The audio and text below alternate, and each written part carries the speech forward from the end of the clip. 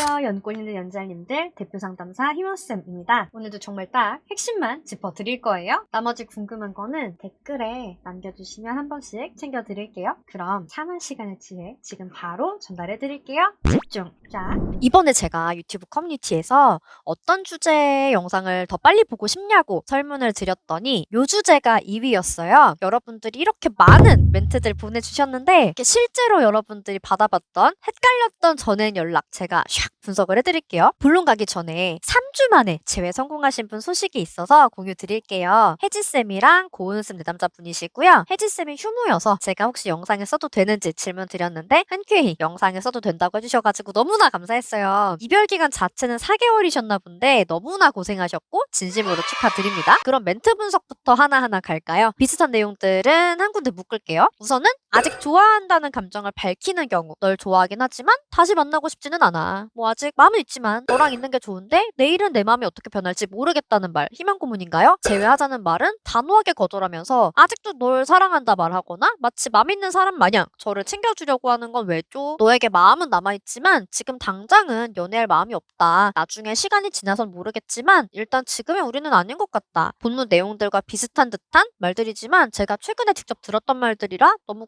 궁금하네요. 확실히 좋긴 좋은데 헤어지자는 거는 대체 뭐죠?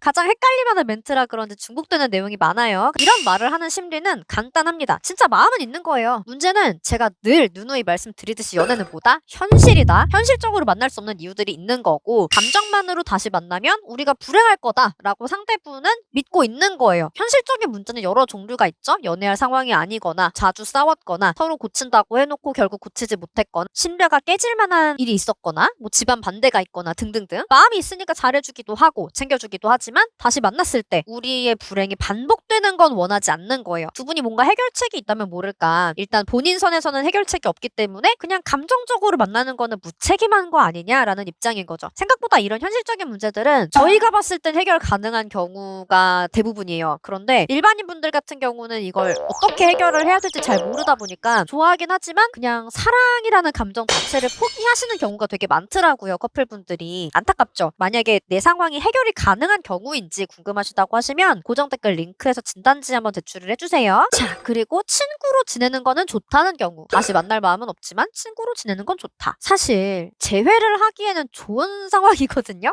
해석할 내용은 없고요. 그냥 말 그대로예요. 다시 만날 마음 정말 없고 친구로서 지내기에는 재미가 있다는 거죠. 근데 정말 단호한 이별인 경우는 친구로도 안 지내려고 하잖아요. 그런데 이제 이렇게 친구로 지낼 수 있는 경우에는 내가 바뀐 모습을 보여주거나 다시 유혹할 수 있는 기회를 얻기가 되게 수월해요. 그냥 일반적인 단호한 이별보다 재회 측면에서만 보면은 좋은 상황이에요. 물론 당사자는 속이 타죠. 왜 이런 경우 재회가 쉽다는 건지 이런 게 궁금하신 분들은 제가 올려드린 이 영상을 확인을 해주세요. 그리고 만나서는 사이좋게 잘 노는 경우 만났을 때 뭐 잘해주고 좋아하는 것 같은데 헤어지면 단답하는 이유 이게 궁금하신 분이 계셨는데 이것도 그냥 만났을 때는 재밌는 거예요. 그런데 우리는 사귀는 사이가 아니잖아요. 정말 사귀는 사이라면은 뭐 다시 고백을 하고 정상적으로 만나겠지만 우리가 공식적으로 사귀는 사이가 아니기 때문에 이분이 만났을 때의 재미는 챙기지만 연인으로서 서로 챙겨주는 의무는 해가고 있지 않은 경우라고 볼 수 있어요. 연애라는 게 단답도 하면 안 되고 서운해하면 풀어줘야 되고 생일도 챙기고 데이트나 연락도 해야 되고 연애를 유지하려면 이렇게 투자해야 되는 게 되게 많잖아요. 그런데 이런 투자를 안 해도 나랑 만나서 노는 게 가능한 상황이기 때문에 굳이 이 사람이 투자를 안 하고 있는 상황이라고 볼 수 있어요. 이거는 뭐 이 사람이 나쁘다라고 평가를 할 수도 있겠지만 원래 사람이라는 게 투자를 안 해도 뭔가 얻을 수 있다면은 하는 게 일반적인 심리긴 하거든요. 그래서 뭐 이 사람이 나쁘다기보다는 내가 좀 그런 상황을 제공을 해줬다라고도 볼 수 있는 거라서 내가 이런 상황을 바꿔버린다고 하면 이 사람의 행동도 나를 생각하는 태도도 바뀔 수 있는 거죠. 즉 나를 놓치기 아까운 사람이라고 생각하지 않는 상황이기 때문에 여러분이 재회를 이 상황에서 원한다고 하시면은 연인으로서의 나의 가치를 보여주셔야 돼요. 그래서 얘를 놓치면 내가 후회하겠구나. 얘랑 사귀지 않으면은 좀 이런 것까지는 내가 할 수가 없겠구나. 뭐 이런 부분들을 자기가 생각을 하다 보면 그럼 우리 다시 만날래를 할 수도 있는 거죠. 이 부분은 이 영상을 확인을 해주세요. 그리고 추후 만남에 대해서 긍정하는 경우 뭐 나중에 괜찮아지면 밥 한 번 먹자, 얼굴 한번 보자. 추후 만남을 부정하는 것보단 사실 낫잖아요, 여러분? 의미 부여는 제가 늘 말씀드리지만 상대가 다시 만나자고 할 때만 해라. 전혀 나머지는 의미 부여할 필요가 없다라고 제가 누누이 말씀드리죠. 그렇기 때문에 이런 멘트 자체도 의미부여는 안 하셨으면 좋겠어요. 단호했는데 만약에 이렇게 나온다라고 하면 여러분이 의미부여를 하고 싶으실 수도 있어요. 하지만 그래도 의미부여는 하시면 안 되고요. 단호했어도 여태까지 내가 너나 매력 어필, 거절 대응 내용을 통해서 바뀐 걸 많이 보여줬기 때문에 그래도 한번 만나는 것 정도에 대해서는 마음이 열린 상황이다 이렇게 보시면 되고요. 이럴 때 이 사람들 말대로 시간이 지나서 보는 거는 사실 여러분들한테 유리할 게 전혀 없어요. 그래서 가능하면 거절할 수 없는 용건, 명분 이런 걸 가지고 일주일 정도 후에 만남 제안을 하시는 게 보통은 좋아요. 보통이라고 제가 말씀드렸어요.